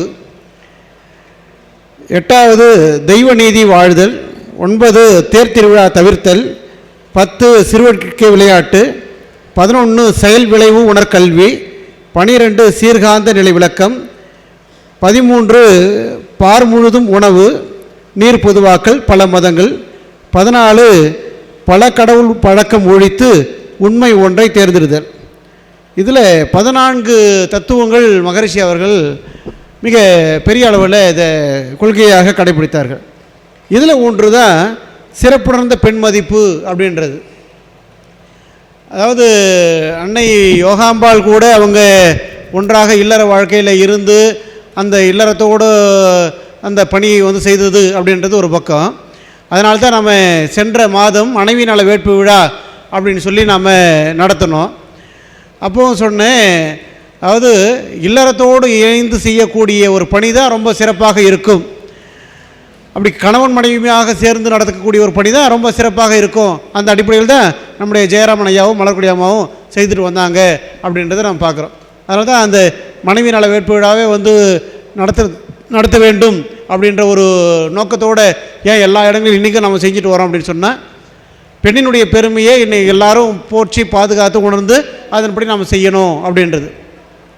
இந்த கருத்தியல் மகரிஷிக்கு எங்கே இருந்து வந்தது? இது அவருக்கு தான் தோன்றியதா முதலாக அப்படின்னா இல்லை. மகரிஷி அவர்கள் நம்முடைய வள்ளல் பெருமானை நாம் சொல்லுவோம் இல்லையா, வாழையடி வாழையென வந்த திருக்கூட்ட மரபில் யானும் ஒருவன் என்று சொல்லி தான் அவர் அருட்பாவை பதிவு செய்கிறார். அப்படி அந்த வாழையடி வாழையென வந்த திருக்கூட்ட மரபில் மகரிஷியும் ஒருவர். அந்த அடிப்படையில் பார்க்கின்ற பொழுது 63 நாயன்மார்களுடைய வாழ்க்கை வரலாறு நம்ம எடுத்துக்கிட்டு பார்த்தோம்னா, அங்கே எல்லாருமே மனைவியோடு சேர்ந்து தான் அந்த இல்லற தர்மத்தை, அந்த அற வாழ்க்கையை நடத்தியிருந்தாங்க. இளையான்குடி மாறனார் ஒருத்தர் வரவங்களுக்கெல்லாம் சோறு போடுவார். சோறு போடாமல் அவரால் சாப்பிடவே முடியாது. யார் வந்தாலும் சோறு போட்டுட்டு தான் அதுக்கப்புறம் இறையடையவர்களுக்கு சோறு போட்டுட்டு தான் அதுக்கப்புறம் 4 தோறும் சாப்பிடுவார். இப்படி சோறு போட்டு வாழ்ந்து கொண்டே இருக்கின்ற பொழுது ஊரில் இருக்கிறவங்களாம் என்ன சொன்னாங்க, அவனுக்கு என்னப்பா நிறைய செல்வம் வச்சுட்டுருக்கான், நிறைய நிலப்பணம் வச்சுட்டுருக்கான், சோறு போடுறான், வரவங்களுக்கெல்லாம் சோறு போடுறான், அன்னதானம் போடுறான், நம்மக்கிட்ட இல்லை, நாம் என்ன பண்ணுறது அப்படின்னு ஊர் மக்கள் பேசுனாங்க. இவர்கிட்ட இருந்தால் தான் போடுவாரா, இல்லைன்னா கூட போடுவார். இதை ஊர் மக்களுக்கு தெரிவிக்கணும். இது இறைவனுக்கு தெரியும், ஊர் மக்களுக்கு தெரியுமா அப்படி கேட்டால் தெரியாது. அப்போ ஊர் மக்களுக்கு தெரிவிக்கணும் அப்படின்றதுனால இறைவனுடைய திருவுருளால் செல்வம் குறைஞ்சிதான் சேக்கடார் எழுதுகிறார். நம்மளாம் என்ன சொல்லுவோம், இறைவனுடைய திருவுருளால் எனக்கு செல்வம் வந்தது அப்படின்னு நம்ம எழுதுவோம், நினைப்போம், பேசுவோம், எல்லாம் செய்வோம். ஆனால் சேக்கா பெருமான் என்ன சொல்கிறாரு, இறைவனுடைய திருவுருளால் செல்வம் நாள்தோறும் குறைஞ்சி வந்ததுன்னு எழுதுகிறார். நாள்தோறும் குறைஞ்சி வருது, எல்லாத்தையும் விற்றுட்டாரு, இருக்கிறதுக்கு வீடு கூட இல்லை, ஒரு குடிசை வீட்டில் ஒண்டி வீட்டில் வாழ்ந்துட்டுருக்காரு, 2 நாளாக பட்டினியாக இருக்கிறாங்க, அவங்களுக்கு சாப்பாடு இல்லை. இந்த சூழலில் நடுராத்திரியில் 12 மணிக்கு நல்ல மழை பொழியுது. அந்த மழை பொழிகின்ற நேரத்தில் சிவபெருமான் இறையடியாராக வரார். கதவை தட்டுறாரு. கதவை தட்ட வேண்டிய வேலையே இல்லை, ஏன்னா எப்பவுமே அவங்க வீடு கதவை திறந்தே வச்சுருக்குமா. அவர் உள்ளே வர்றார் நேராக. அப்போ இவங்க கணவன் மனைவி 2 பேரும் வரவேற்கிறாங்க. வரவேற்று வாங்க வாங்க என்று சொல்லி அந்த அம்மா துணி கொண்டாந்து கொடுக்குறாங்க. தொடச்சிங்க, உட்காருங்க அப்படின்னு சொல்லி ஆசனம் கொடுத்து உட்கார வைக்கிறாரு. அவர் உட்கார வச்சுட்டு, இந்த ஐயா உட்காருங்க, உங்களுக்கு சாப்பாடு ஏற்பாடு பண்ணுறோம், பசிக்குது, எனக்கு சாப்பாடு வேணுன்றார். உட்காருங்க, ஏதோ ஏற்பாடு பண்ணிடுறேன்னு சொல்லிட்டு இன்னும் கொஞ்சம் பின்னாடி தள்ளி கூட்டிகிட்டு போய் அந்த மாட்டை கேட்குறாரு. யார், இளையான்குடி மாறனார் கேட்குறாரு, என்னம்மா செய்கிறது, இந்த நேரம் வந்திருக்காரு, உங்களுக்கு தெரியாதாங்க, நாமளே 2 நாளாக சாப்பிடல, யாருக்கும் கொடுக்க முடியல, அப்படி ஒரு இக்கட்டான சூழல் இருக்கோம், நம்ம என்ன செய்ய முடியும் அப்படின்னு யோசித்த அந்த அம்மா தான் சொல்கிறாங்க. என்ன சொல்கிறாங்க பாருங்கள், இன்று காலையில் நீங்கள் போயிட்டு வயல்வெளியில் விதை நெல்லை விதைச்சிட்டு வச்சுருந்துப்பீங்க இல்லையா, அது இப்போ மழை பெஞ்சதுனால ஒரு பக்கமாக ஓரமாக ஒதுங்கி இருக்கும், அந்த நெல்லுங்களை நீங்கள் கொண்டு வாங்க, நாம் சமைச்சு சாப்பாடு போட்டுடலாம் அப்படின்றாங்க. நம்ம வீட்டில் கேஸ் இருக்குது, எல்லாம் செஞ்சு வச்சுருக்குறோம். இன்னும் சொல்லப்போனால் ஃப்ரிட்ஜில் மாவு கூட இருக்கும். ராத்திரி 9 மணிக்கு திருதுப்புன்னு யாரோ ஒரு விருந்தாளி வந்துட்டாருன்னா, எங்கே ஃபோன் பண்ணிட்டு வரமாட்டிங்களா, உங்கள் பாடு நேரம் வந்துட்டீங்க அப்படின்னு நாம் இன்றைக்கி சொல்லக்கூடிய இடத்துல தான் நம்ம இருக்கிறோம். ஆனால் ராத்திரி 12:30 மணிக்கு 11 மணிக்கு 12:30 மணிக்கு எதுவுமே இல்லாத சூழலில் ஒருவர் வருதாருன்னு சொன்னால், இந்த மாதிரி விதை நெல்லை கொண்டு வா, நான் சமைச்சு போகிறேன்னு சொல்கிறாங்களே, இதுக்கெல்லாம் என்ன காரணம்? அந்த பெண்கள் தான் அறத்திற்கு அறம் சேர்ப்பவர்களாக இருக்கின்றாங்க. இவர் என்ன செய்கிறாரு, அதை கேட்ட உடனே ஏதோ 1 கோடி ரூபாய் யாரோ கொண்டாந்து கொடுத்த மாதிரி மகிழ்ச்சி அடைகிறார். மகிழ்ச்சி அடைந்து அங்கே ஒரு கூடை எடுத்துக்கிட்டு ஓடுறாரு. ஏற்கனவே பழகிய இடம், அதனால் அந்த இருட்டிலையும் அந்த மழையிலையும் அது மின்னல் வெளிச்சத்தில் அவர் தேடிட்டு போகிறாரு. தேடிட்டு போயிட்டு அந்த நெற்மணிகளை எல்லாம் ஒன்றாக எடுத்து சேர்த்து அந்த கூடையில் வாரி போட்டுக்கிட்டு ஓடி வரார். ஓடி வந்தால் இப்போ அடுப்பு ஏற்றணும், கேஸ்லாம் கிடையாது, அடுப்பு எரிக்கிறதுக்கு விறகு வேணும். விறகு எல்லாம் நனைஞ்சு போயிருக்குது மழையில், இருக்கிறது சின்ன வீடு, அது குடிசை வீடு. இவர் என்ன செய்கிறாரா, என்னம்மா பண்ணுறதுன்னு சொல்லி அவர்கிட்ட கேட்குறாரு. அதுக்கு அந்த பதில் சொல்கிறாங்க, இந்த உத்தரம் சும்மா தான் இருக்குது, 4 உத்தரம் இருக்குது இல்லையா, ஒரு உத்தரத்தை எடுத்துட்டோம்னா ஒன்றும் வீடு எழுந்துடாது, இதை வெட்டி கொடுங்கங்கிறாங்க. அப்போ அந்தம்மா சொல்கிறாங்க, அது சொல்லவே தான் அவர் என்ன பண்ணுறாரு, வெட்டி கொடுக்குறாங்க.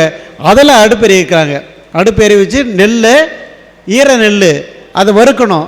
வறுத்து அதுக்கப்புறம் அதை உலையில் இப்போ அதை குத்தி அதை தோல் நீக்கி அரிசி எடுத்து அரிசி போட்டு சோறாக்குறாங்களாம். சாம்பாருக்கு என்ன பண்ணுறது, அவங்க வீட்டு பின்னாடி தோட்டத்தில் கீரைகள் இருக்குது, அதை பாசத்தோடு தழுவி வேரோடு பிடிங்கி எடுத்துகிட்டு அதை அறுசுவை உணவாக படைக்கிறார், சேர்க்கிறார், எழுதுகிறார். அதுக்கப்புறம் சாப்பாடு போடுறாங்க. சாப்பிட்றதுக்காக வந்தார் பெருமான், சாப்பிட்றதுக்காக வரல. அப்புறம் ரிஷபரூடராக காட்சியளித்து அவர்களுக்கு முக்தி அளித்தார்ன்றதை நம்ம பார்க்குறோம். இப்படி 63 நாயன்மார்களுடைய வாழ்க்கை வரலாறு எடுத்து பார்த்திங்கன்னா எல்லாமே அந்த பெண்மை சார்ந்து தான் இருக்கும்.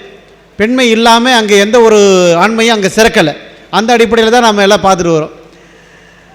திருமேனி தீண்டினால் திருநீலகண்டம் என்று சொன்னால் திருநீலகண்ட நாயனார் ஒரு வார்த்தை ஒரு தவறுதலாக ஒரு பழக்கத்தை ஆட்படுத்துகின்ற போது பரத்தமை ஒழுக்கத்தில் இருக்கும்பொழுது திருநீலகண்டம் என்று சொல்லி அவங்க 2 பேரும் ஒரே குடும்பத்தில் இருந்து கொண்டு வாழ்ந்தாங்களே, அந்த ஒரு பக்தி நெறியை நம்ம என்ன சொல்கிறது. எல்லாவற்றுக்கும் மேலே ஏற்பகை நாயனார் எப்படி யார் கேட்டால் இது ஒன்று கொடுப்பார், மனைவி கேட்டால் கொடுப்பாரான்னு சில பேர் கிண்டல் அடிப்பான். மனைவி கேட்டார், இல்லை கேட்க கூட இல்லை, சும்மா பார்த்தார், அழைச்சிட்டு போங்கன்னு சொல்லி அனுப்பிச்சி வச்சார். அப்போ அந்தம்மாவும் போனாங்க அப்படின்னா அவரை கூட்டிகிட்டு போகிறதுக்கு வந்தார். அப்போ இதெல்லாம் என்னன்னு கேட்டிங்கன்னா, பெண்கள் இல்லாமல் இந்த வீட்டில் இந்த இல்லறத்தில் எந்த ஒரு அறவழியும் நடக்காது அப்படின்றதுக்கு தான் இதெல்லாம் உதாரணங்கள். அப்படிப்பட்ட ஒரு உதாரணமாக தான் திகழ்ந்தவங்க நம்முடைய மலர்கொடி அம்மாவும் நம்ம ஜெயராமன் அவருடைய தம்பதிகளும் ரொம்ப சிறப்பாக அவருடைய இல்லற வாழ்க்கையில் இப்படிப்பட்ட ஒரு மனவளக்கலை மன்ற துண்டு, ஐயா சொன்னது போல் வீட்டில் ஒரு மனவளக்கலை மன்றத்தை நடத்தி வராருன்னு சொன்னால் அது சாதாரணமாக எல்லாருக்குமான துண்டாக அது அமையாது. அப்படிப்பட்ட ஒரு அளப்பரிய பணியை செய்து கொண்டிருக்கின்றார்கள். வாழ்க வையகம், வாழ்க வையகம், வாழ்க வளமுடன். குரு வாழ்க, குருவே துணை. இன்றைய நாள் ஒரு சிறப்பான நாளாக செயல்பட்டு கொண்டிருக்கிறது. அதற்கு காரணம் ஐயா சதானந்தம் அவர்கள் மலர்கொடி அம்மாவுடைய நிகழ்வையும் எவ்ரி சண்டே நடைபெறும் இந்த சித்தர்களுடைய நிகழ்வையும் சேர்த்து இன்றைக்கி நடத்தலாம் அப்படின்னு ஒரு சிறந்த நிகழ்வாக இன்றைக்கி நடத்தியிருக்காங்க. மலர்கொடி அம்மா அவர்களுக்கு நிறைய விஷயங்கள் சொல்லணும். ஆனால் எனக்கு முன்னாடி பேசிய எல்லாருமே நல்ல அவங்கெல்லாம் பேரறிஞர்கள். நான் அந்த அளவுக்கு என்னுடைய ஆசான் முதல்வர் ஜெயபிரகாஷ் ஐயா அவர்களுக்கும் ஜெயராமன் ஐயா அவர்களுக்கும் ஞாலா ரவிச்சந்திரன் அவர்களுக்கும் சதானந்தம் ஐயா அவர்களுக்கும் எனது முதற்கண் வணக்கத்தை தெரிவித்துக் கொள்கிறேன். இந்த நிலை, அதாவது யோக நிலையில் இன்று இங்கு நின்று கொண்டு நான் உங்கள் முன்னாடி பேசிக்கொண்டு இருக்கிறதுக்கு காரணம், முக்கிய காரணம் எனது குரு டாக்டர் கலைச்செல்வி அம்மா அவர்கள்தான். அவர்கள் இல்லை அப்படி என்றால் நான் இந்த நிகழ்வில் நான் கலந்திருப்பேனா என்பது கேள்விக்குறி. ஸோ யோகா என்பது ஒரு மிக சிறந்த கலையாக வளர்ந்து கொண்டு வருகிறது. இது இன்டர்நேஷ்னல், அதாவது தேசிய அளவில் நன்றாக வளர்ந்து கொண்டு வருகிற ஒரு நிகழ்வு. இந்த நிகழ்வில் மலர்கொடி அம்மா எந்த அளவுக்கு இன்வால்வ் ஆகியிருக்காங்க அப்படின்னு நம்ம பார்க்கும்போது, அவர்களோடு நான் இந்த ரங்கராஜபுரம் அறக்கட்டளையினுடைய ஒரு 18 வருஷம் தொடர்ந்து இந்த பயணத்தில் இருந்து கொண்டிருக்கிறேன். யோகா பயிற்சியில் நான் ஒவ்வொரு முறையும் அம்மா அவர்களை பார்க்கும்போது நிறைய விஷயங்களை நான் அப்சர்வ் செய்திருக்கிறேன். அப்படி பார்க்கும்போது இன்றைக்கி அவர்கள் இருக்கிறார்கள் என்று தான் நான் சொல்லுவேன். அவர் எப்போதுமே அரங்கராஜபுரம் அறக்கட்டளையின் அணையா விளக்கு. அவர் இருந்தும் இல்லைனாலும் அவர்கள் அணையாத விளக்காக தான் ஒளிந்து கொண்டிருக்கிறார்கள். ஐயா அவங்க சதானந்தம் ஐயா சொன்னாங்க, ஜெயராம ஐயா அவங்க இருவரும் சேர்ந்து நன்றாக இந்த மனவள கலையை பரப்பி கொண்டிருக்கிறார்கள் என்று. ஸோ நமது 2 கையை சேர்ந்து தட்டும்போது தான் அந்த ஓசை வெளிப்படும். ஒரு கையை வைத்து கொண்டு ஓசையை நம்ம உருவாக்க முடியாது. அப்படி 2 கைகளையும் சேர்த்து உருவாக்கக்கூடிய ஓசையில் கிடைக்கக்கூடிய இன்பம் அது தனிப்பட்ட ஒன்றாகும். ஏன்னா அப்படி இருந்தால்தான் அந்த இப்போ ஒரு சாதாரணமாகவே ஒரு அசோசியேஷனோ இல்லை ஒரு நிர்வாகமோ உருவாக்கி விடலாம். ஆனால் உருவாக்கி அடுத்த அதை தொடர்ந்து எந்தவித தொய்வில்லாமல் எடுத்து நடத்தி செல்வது என்பது மிக மிக கடினம். இன்று அரங்கராஜபுரம் அறக்கட்டளை 40வது ஆண்டை நோக்கி செயல்பட்டு கொண்டிருக்கிறது. அம்மா அவர்கள் இந்த நான் கண்ட அளவில் அவர்கள் ஒவ்வொரு ஃபங்க்ஷன், அதாவது ஒவ்வொரு நிகழ்வும் நடக்கும்போதெல்லாம் பார்க்கும்போது அவர்களே டிசிஷன் எடுப்பார்கள். இன்றைக்கெல்லாம் நாங்கள் ஜெயராமையாக்கு இன்றைக்கி என்ன பண்ணலாம், நாளைக்கு என்ன செய்யலாம் அப்படிலாம் டிஸ்கஸ் பண்ணுறாங்க. அவங்கெல்லாம் அப்படி கிடையாது. அவங்க இருக்கும்போது வரைக்கும் அவங்களே டிசிஷன் எடுத்துருவாங்க, எல்லாமே டிசைட் பண்ணிவிடுவாங்க. இந்த ஃபுட்டு அந்த ஃபுட்டு இதெல்லாம் பண்ணணும் போகணும் அப்படின்னு சொல்லி அந்த மாதிரி ஒரு இன்வால்வ்மெண்ட்டோடு செயல்பட்ட மலர்கொடி அம்மா. அப்படி வாழ்ந்ததுனால்தான் இன்றைக்கி நம்ம அவரை பற்றி நம்ம இன்றைக்கி பேசி கொண்டிருக்கிறோம். அதாவது வேதாத்திரி மகரிஷி கண்ட அதாவது எண்ணம் சொல் செயல், இந்த 3 சொல்லுக்கும் வித்தகராக இருந்தாருன்னா மலர்கொடி அம்மா தான். அதில் மாற்றமே இல்லை. ஏன்னா அந்த அளவுக்கு நான் உணர்ந்திருக்கிறேன். அவங்கள நான் அனுசரித்து அவங்களோட நடந்து கொண்டதை, இந்த வகுப்பு கூட எடுக்கும்போது கூட நான் நிறைய விஷயங்களை அப்சர்வ் செய்திருக்கிறேன். அதாவது ஒரு சாந்தம் சொல்லி பேசினாங்க. அந்த சாந்தம் இருக்கிற இடத்துல தான் அறிவு அதிகமாக இருக்கும், அறிவு நிலை அதிகப்படும். எல்லாருமே பிறக்கும்போது ஒரே நிலையோடு தான் நம்ம பிறக்கிறோம். ஆனால் அவர்கள் பிறந்து வளர்ந்து அவர்களுடைய இயல்புக்கு ஏற்றவாறு அந்த நிலைப்பாடு வேறுபடுகிறது ஒவ்வொருத்தரும். ஸோ அந்த நிலைப்பாடு வேறுபடும் போது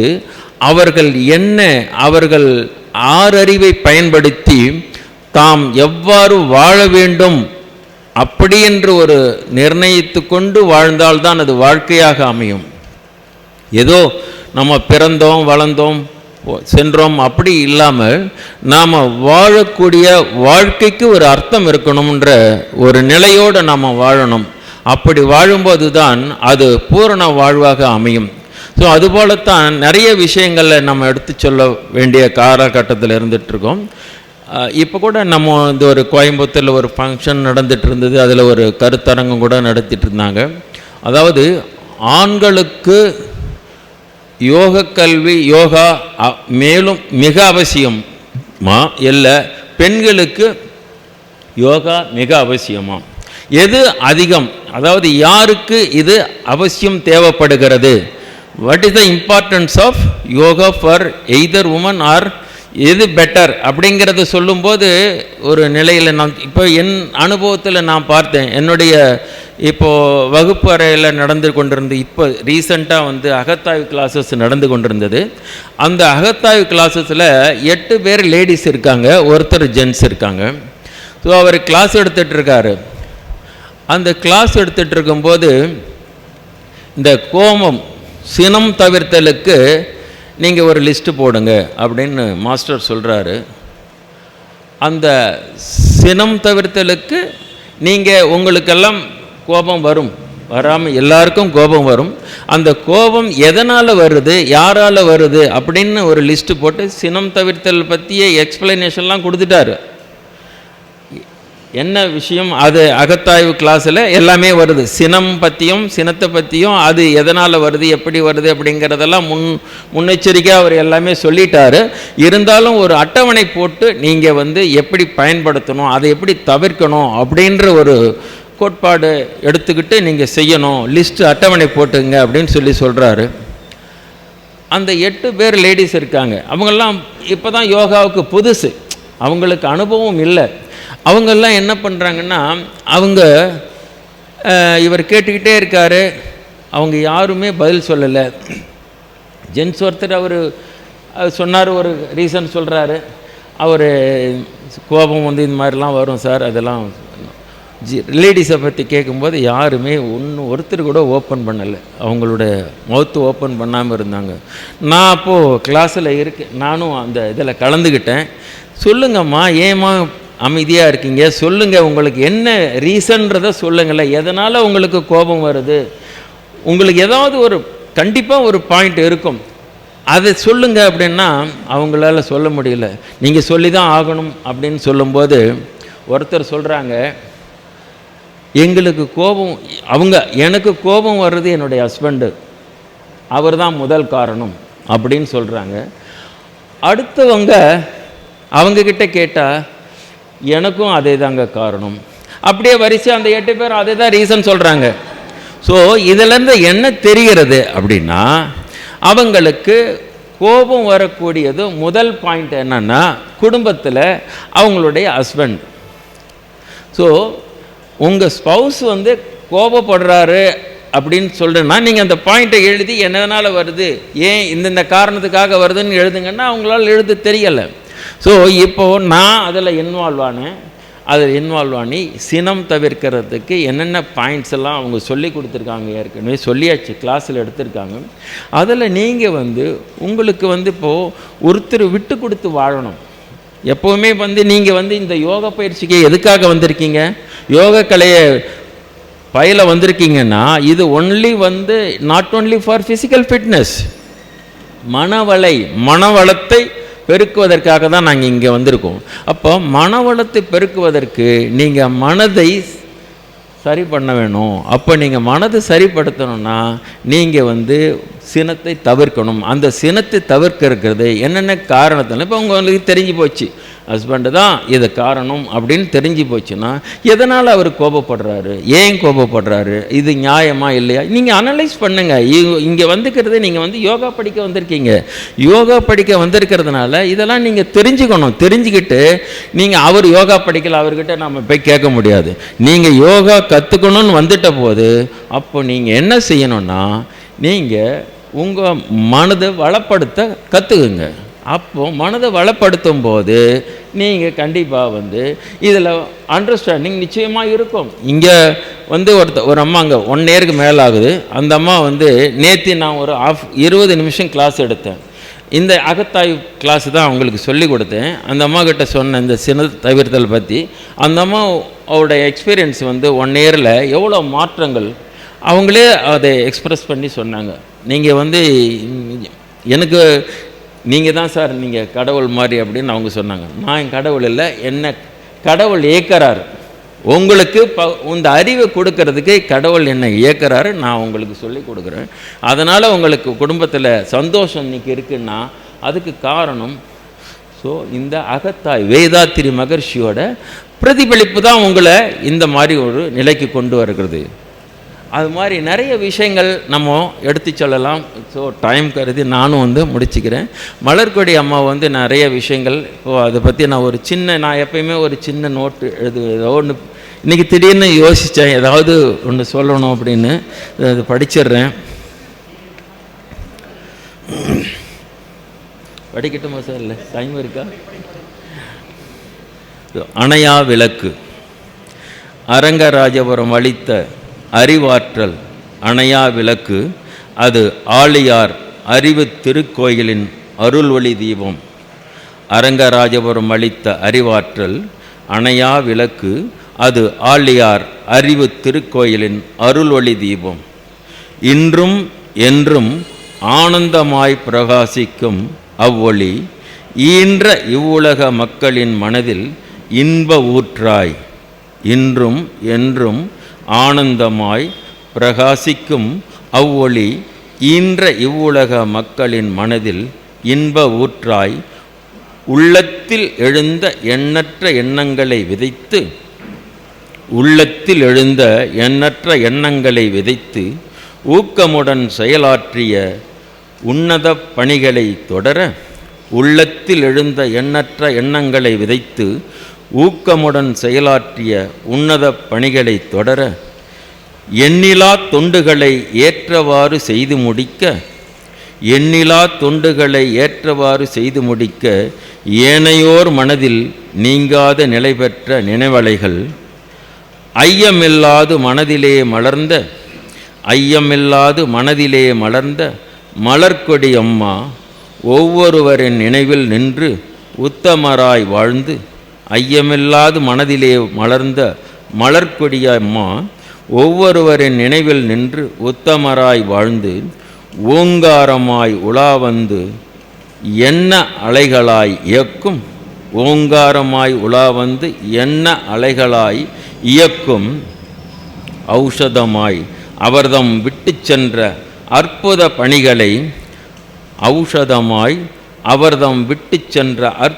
பணிகளை அதே அவருக்கு சிறப்பென செய்து முடிப்போம் என வாருங்கள் என அன்புடன் அழைக்கிறேன். நன்றி, வணக்கம். வாழ்க வளமுடன். நன்றி ஐயா. அதாவது இங்கே ஏற்கனவே பேசினவங்களும் சொன்னாங்க, இந்த விழா ஒரு குடும்ப விழாவாக நடத்துவாங்க வழக்கமாக. ஆண்டு விழா, நாள் விழா அப்படின்றதுலாம் நினைவஞ்சல் விழான்றது ஒரு குடும்ப விழா நடத்துவாங்க. இதை ஒரு சமுதாய விழாவாக ஒரு 2 அறக்கட்டளையும் சேர்த்து நடத்தக்கூடிய ஒரு விழாவாக நடத்துவதற்கான காரணம் என்ன, இதனுடைய முக்கியத்துவம் என்னன்றதை நாங்கள் அழைப்பதில் போட்டிருக்கிறோம். அது எத்தனை பேர் வாசிச்சிங்கன்னு தெரியல. அதை மட்டும் இங்கே வாசிச்சுட்டு அதுக்கு அடுத்து பேச கூப்பிட்றேன். சித்தர் இலக்கிய மையம், நம்ம ஏற்கனவே நம்முடைய துறைத் தலைவர் ஐயா அவர்கள் நம்ம குமரேசர் ஐயா சொன்னாங்க, 2016ஆம் ஆண்டு இதை தவிர்க்க முடியாத ஒரு சூழலில் அன்னை வேளாங்கண்ணி பள்ளிக்கூடத்தில் நடத்தியிருந்தாங்க நம்முடைய பேராசிரியர் அரங்கராமலிங்க ஐயா. இதை நிறுத்தக்கூடிய சூழலில் இருந்தது. அந்த நேரத்தில் 2016ஆம் ஆண்டு நிறுத்தப்பட இருந்த சூழலில் அரங்கராசபுரம் அறக்கட்டளையின் துணையுடன் ஞானாசிரியர் கோ ஜெயராமன் ஐயா அவர்கள் தம்முடைய வீட்டில் தொடர்வதற்கு ஒத்துழைப்பு நல்கினார். மேலும் சித்தரிலக்கிய மைய அறக்கட்டளை சார்பில் ஆண்டுதோறும் பள்ளி மற்றும் கல்லூரி மாணவர்களுக்கு பேச்சு போட்டி, கட்டுரை போட்டி, ஒப்புவித்தல் போட்டி போன்ற போட்டிகள் நடத்தி மாணவர்களுக்கு பரிசு தர பேராசிரியர் ஜே மலர்கொடி அம்மாள் நினைவாக நிரந்தர நிதி ஒதுக்கீடு ஐயா அவர்கள் செய்துள்ளார்கள். அவரின் மகத்தான சேவை சித்தரிலக்கிய மைய அறக்கட்டளை பாராட்டி மகிழ்கிறது. அவ்வாறே திரு பேமா குமரேசன் அவர்களும் அறக்கட்டளை நிர்வாகிகளும் அறக்கட்டளையினுடைய மாதாந்திர சொற்பொழிகள் நடைபெற நிதியுதவி வழங்கிட்டு வராங்க. இப்போ இந்த நோக்கத்துக்காக தான் இப்போ இந்த விழாவை நம்ம எல்லாம் சேர்ந்து செய்கிறோம் அப்படின்றத இங்கே நம்முடைய அறக்கட்டளை சார்பாக பதிவு செய்து விடுகிறேன். நன்றி. அடுத்து நம்முடைய சித்தரிலக்கிய மைய துணை பொருளாளர் மனோகர் ஐயா அவர்கள் ஓரிரு வார்த்தைகள். வாங்க ஐயா.